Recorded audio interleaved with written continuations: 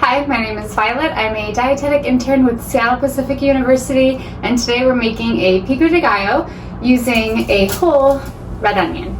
So to start, we will cut 2.5 cups of Roma tomatoes. I used about 3 here. Roma tomatoes will vary in size, so about 3 to 4 of those tomatoes cut up. We want them diced into small pieces that they are bite-sized for our pico de gallo. Great source of vitamin C and potassium here, and of course fiber as well.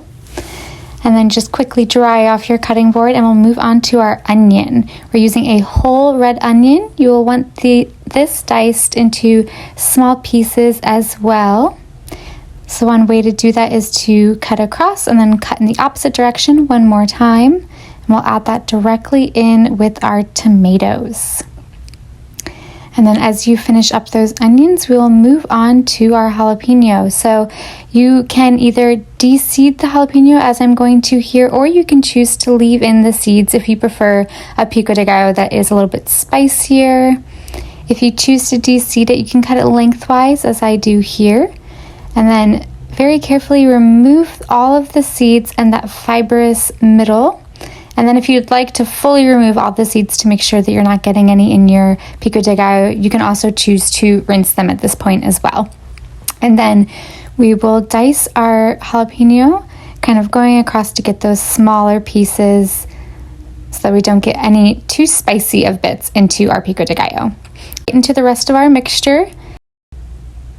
Once that's added, we can move on to our cilantro. We're using about 1/4 cup of cilantro here. We'll want it minced fairly small so that we don't have any larger chunks in our pico de gallo.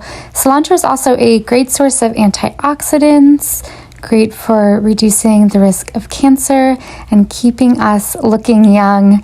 This is also a very flavorful component of our pico de gallo that we will be adding into our dish. So for your lime, I'm using about 1.5 here. I have a fairly big lime. The recipe calls for 2 whole limes. This will be about a little over 1/4 cup of juice. You can add that directly on top of your pico de gallo. Be too big of a mess. And then having your hand just to catch any seeds in case there happens to be any in these limes. And then once you have all that lime juice added, that nice acid that will bring out the flavor from the tomatoes as well, we can go ahead and add about 1 teaspoon of salt. You can also minimize the salt if you're trying to reduce that in your diet, and we'll just mix it all up. If you're using a smaller bowl the way I am here, it might get a little messy. Feel free to use your hands as well. You just want to make sure all of those ingredients are well incorporated, especially that salt to help draw out the flavor.